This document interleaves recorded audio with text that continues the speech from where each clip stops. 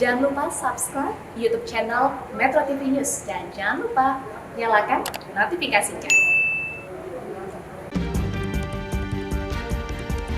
Pemirsa, pemerintah pusat meminta pemerintah daerah untuk bersungguh-sungguh dalam menegakkan aturan hukum terkait protokol kesehatan COVID-19 yang dibuat di wilayah masing-masing. Hal ini dilatar belakangi karena masih banyaknya ditemukan kasus pelanggaran protokol COVID-19 di sejumlah daerah yang membuat situasi COVID-19 di tanah air kian mengkhawatirkan. Rekan Soza Hutapai akan mengulasnya dalam segmen At Large siang hari ini. Silakan Soza.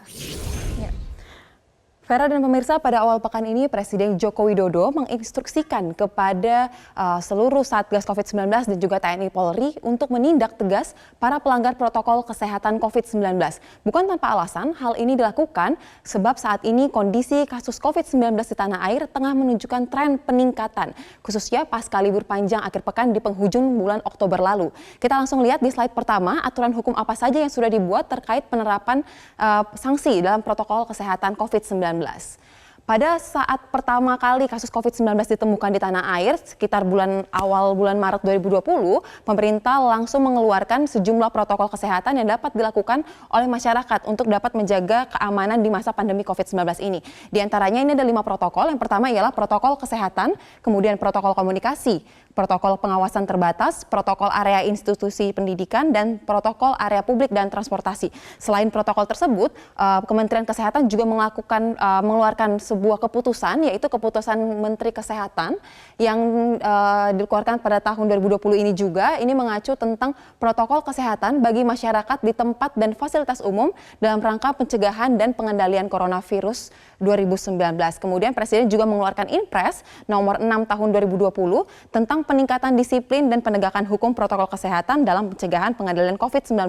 Ini merupakan sebuah peraturan yang berada dalam tingkat pemerintah pusat. Kemudian di slide berikutnya kita akan melihat bahwa ternyata selain ada peraturan di tingkat pemerintah pusat, pemerintah juga meminta agar pemerintah daerah melakukan pembuatan dari peraturan terkait COVID-19 ini. Di sini kami mengutip pernyataan yang disampaikan oleh Profesor Wiku Adhisa juru bicara Satgas Penanganan COVID-19 yang mengatakan bahwa Presiden meminta agar pemimpin daerah untuk menyusun dan menetapkan peraturan serta sanksi di daerah masing-masing sesuai dengan ketentuan hukum dan juga kearifan lokal yang ada di setiap daerah tersebut demi mendukung perlindungan kesehatan masyarakat yang terpadu dan juga berkelanjutan. Ini dilakukan agar setiap daerah ini memiliki suatu aturan hukum yang sesuai dengan kondisi daerah tersebut agar masyarakatnya pun dalam kondisi yang aman di masa pandemi COVID-19.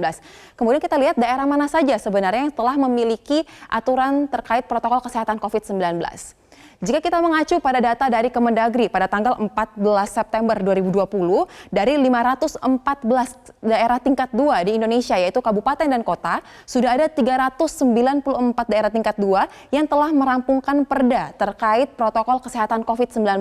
Kemudian ada 52 kabupaten dan kota yang saat ini tengah berproses melakukan penyusunan dari protokol kesehatan tersebut dan ada 68 sisanya yang saat ini belum menyusun perda terkait protokol kesehatan COVID-19. Beberapa di antaranya yang kami rangkum, ini seperti ada di Jawa Barat ada Pergub nomor 60 tahun 2020, kemudian Jawa Tengah Pergub nomor 25 tahun 2020, ini merupakan peraturan gubernur dan tengah disusun lagi untuk dapat dibuat atau dimuat dalam perda yang dengan skala yang lebih besar. Kemudian untuk DKI Jakarta ini masih berlaku Pergub nomor 79 tahun 2020, namun pemirsa perlu kita ketahui bersama bahwa dalam rapat paripurna DPRD tanggal 19 Oktober lalu, DPRD DKI Jakarta bersama dengan pemerintah telah mengesahkan sebuah rancangan perda terkait penanganan COVID-19 dan saat ini tengah dalam proses penomoran sebelum nantinya akan diundangkan dan berlaku secara umum. Kemudian untuk Jawa Timur, ini ada Perda nomor 1 tahun 2019 tentang ketentraman, ketertiban umum dan juga perlindungan masyarakat. Nah, untuk Jawa Timur sendiri, pemerintahnya memilih untuk merevisi Perda nomor 1 tahun 2019 ini dengan menambahkan ketentuan terkait pencegahan dan penanggulangan COVID-19. Dan saat ini, Perda inilah yang berlaku untuk dapat mengatur terkait bagaimana protokol kesehatan di wilayah Jawa Timur dapat berlaku. Kemudian kita lihat di slide berikutnya, meskipun telah dibuat peraturan dari pemerintah pusat dan juga ada peraturan daerah, nyatanya di sejumlah daerah ataupun secara garis besar kita bisa masih lihat masih ada pelanggaran-pelanggaran terkait protokol kesehatan yang dilakukan. Di DKI Jakarta, ini kami rangkum datanya terkait PSBB transisi fase kedua terdapat kurang ada lebih banyak dari 9.000 pelanggaran dalam sebulan terkait protokol kesehatan. Kemudian kita beralih ke Jawa Barat, data sampai dengan tanggal 26 September 2020, terdapat ada kurang lebih 637.000 pelanggar protokol kesehatan. Untuk di Jawa Tengah, periode dari Agustus hingga Oktober 2020, ada sebanyak 96.000 orang yang melanggar protokol kesehatan COVID-19, dan yang terakhir di Jawa Timur yang angkanya sangat fantastis, untuk periode dari September hingga Oktober 2020 tercatat ada sebanyak 1,6 juta kurang lebih ini aksi pelanggaran terhadap protokol kesehatan COVID-19. Lalu kita lihat pemirsa, di slide berikutnya, apa saja sebenarnya sanksi yang diberikan jika masyarakat melanggar protokol kesehatan. Sanksi yang diberlakukan ini ada bermacam dan sifatnya berjenjang. Yang pertama ialah adanya sanksi teguran yang bersifat lisan ataupun tertulis, kemudian dilakukan kerja sosial, lalu ada juga pengenaan denda administratif. Untuk denda administratif ini sifatnya sangat variatif dan juga progresif, berbeda-beda setiap daerah, dan jika dilakukan kesalahan yang berulang kali, maka angka dendanya pun akan berkali-kali lipat. Kemudian untuk pengusaha, ini dilakukan penutupan tempat usahanya jika diketahui melakukan pelanggaran protokol kesehatan, bahkan yang paling berat hingga dicabut izin usahanya. Dan yang terakhir ialah dikenakan sanksi pidana, di mana ini sesuai dengan ketentuan perundang-undangan yang berlaku, dan yang digunakan ialah Undang-Undang Nomor 6 Tahun 2018 tentang kekarantinaan kesehatan, dan ini merupakan ranah dari sisi hukum yang dilakukan penyidikannya dan juga penyelidikannya oleh pihak kepolisian. Kita lihat di slide berikutnya, untuk sanksi administratif sendiri ini sanksi yang paling banyak dikenakan juga kepada masyarakat selain sanksi teguran dan bersifat lisan dan juga tertulis, di mana untuk DKI Jakarta sampai dengan data tanggal 25 Oktober ada 4,9 miliar rupiah yang berhasil dikumpulkan berdasarkan sanksi administratif denda tersebut. Kemudian untuk Jawa Barat ada sampai dengan tanggal 9 September, ini ada 100 juta rupiah. Kemudian untuk Jawa Tengah sampai dengan tanggal 29 September ada sebanyak 80 juta rupiah. Dan yang terakhir kita lihat di Jawa Timur ini angkanya cukup besar pemirsa, sampai dengan tanggal 13 Oktober ini ada sebesar 1,69 miliar rupiah. Dan meskipun sudah diterapkan sanksi yang berjenjang dan juga denda yang angkanya tidak sedikit, nyatanya pemirsa kerumunan tetap terjadi. Kita lihat di slide berikutnya.